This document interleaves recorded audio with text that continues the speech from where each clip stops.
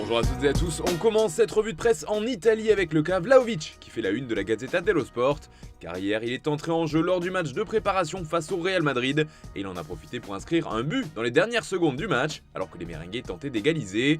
Résultat, une belle victoire de la vieille dame 3-1 face à la Maison Blanche, et ce vendredi, Dusan Vlahovic fait donc la une du journal au papier rose. Il faut dire que son avenir est loin d'être écrit dans le marbre, puisque les Turinois continuent de discuter d'un potentiel échange avec Chelsea et Romelu Lukaku. Pour l'instant, c'est Vlahovic 1, Lukaku 0, peut-on lire dans le média, qui prend plutôt le parti de l'attaquant serbe, tout en précisant que les discussions entre les deux clubs continuent. En effet, Chelsea veut régler le dossier Lukaku, mais aussi avoir un attaquant de plus après la blessure de Nkunku en préparation. Du côté des Bianconeri, pour l'instant, on attend que le montant du chèque grimpe en plus de l'échange. On espère passer des 20 millions d'euros proposés à au moins 35 ou 40 millions d'euros en plus de Lukaku. On retrouve ce gros dossier en une du Corriere dello Sport. Le quotidien transalpin revient sur les points que nous venons d'évoquer, mais ajoute une précision importante. Le secteur financier de la Juventus autorise un échange, mais il reste donc maintenant à savoir quel sera le chèque ajouté à l'opération. On file en Angleterre maintenant avec le témoignage poignant d'Aaron Ramsdale, le portier d'Arsenal. Ce dernier s'est livré longuement dans un article écrit par ses propres soins et publié dans The Players Tribune ce jeudi. Aujourd'hui, le reste de la presse anglaise revient sur le témoignage de Ramsdale, qui est revenu sur le lynchage médiatique qu'il a subi ces dernières années, notamment après son transfert à Arsenal. Au-delà des critiques sur sa signature, il a également dévoilé certains passages de sa vie privée, comme l'homosexualité de son frère, son dégoût de l'homophobie et la fausse couche de sa femme à son retour de la Coupe du Monde. Et il a notamment expliqué s'être beaucoup confié à son coach Michael Arteta, qu'il a toujours soutenu. Et c'est ce que rapporte le Daily Mirror ce vendredi, mais également le Daily Express, un soutien sans faille de son entraîneur qui l'a beaucoup aidé dans les moments difficiles. Allez, on reste dans la presse anglaise, mais avec du mercato maintenant du côté de Chelsea. Les Blues sont à l'arrêt sur un dossier qu'ils essayent pourtant de débloquer depuis de nombreux jours, celui de Moises Caicedo. Et bien, d'après The Sun, le club londonien va encore revenir à la charge avec une quatrième offre. Les 3 premières ont été refusées par son club de Brighton. Le tabloïd explique donc que les Blues n'abandonnent pas et vont cette fois proposer plus de 90 millions de livres en échange du milieu équatorien, soit environ 105 millions d'euros. Reste à savoir ce que répondront les Seagulls qui en demandent au départ 100 millions de livres. Autre info, le célèbre joueur de football américain Tom Brady est devenu actionnaire minoritaire de Birmingham, qui évolue actuellement en Championship comme le rapporte le Daily Mail. Birmingham City est un club emblématique avec tant d'histoire et de passion. Faire partie des Blues est un véritable honneur pour moi, a affirmé la star de NFL. Et comme le note le Daily Telegraph, c'est une nouvelle star américaine qui débarque dans le foot anglais, après notamment LeBron James présent du côté de Liverpool depuis quelques années déjà.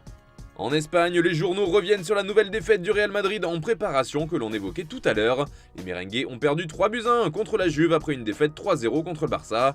La tournée laisse des doutes, résume ainsi Marca ce vendredi. Le journal retient notamment la fragilité défensive qui se dégage de cette équipe avec 8 buts encaissés en 4 matchs.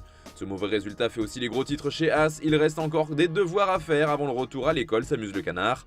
Bref, en tout cas, les merengues n'ont pas vraiment fait le plein de confiance lors de cette tournée. On reste dans la presse ibérique mais côté Catalogne cette fois. Le Barça continue de chercher à se renforcer et le mercato fait les gros titres des journaux.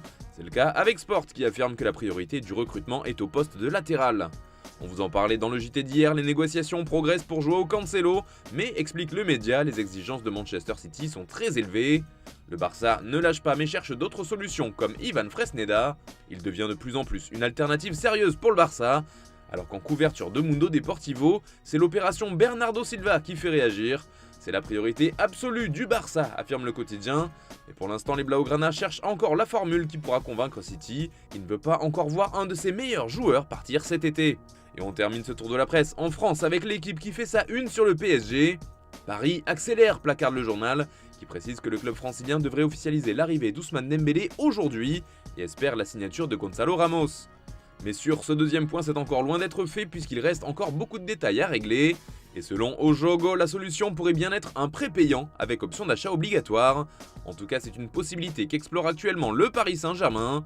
Cela serait une façon de contourner le fair play financier de la part du PSG, qui a déjà dépensé 160 millions d'euros, sans compter les 50 millions à venir pour Ousmane Dembélé.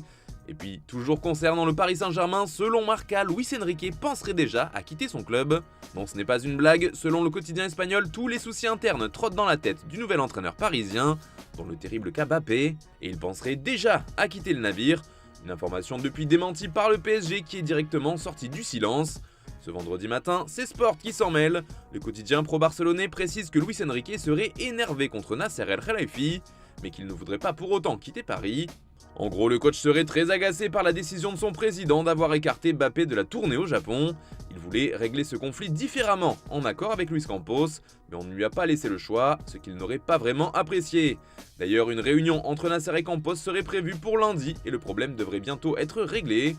Voilà, c'est tout pour cette revue de presse. Bonne journée à tous, merci de votre fidélité. On se retrouve tout à l'heure en fin d'après-midi pour le JT Foot Mercato.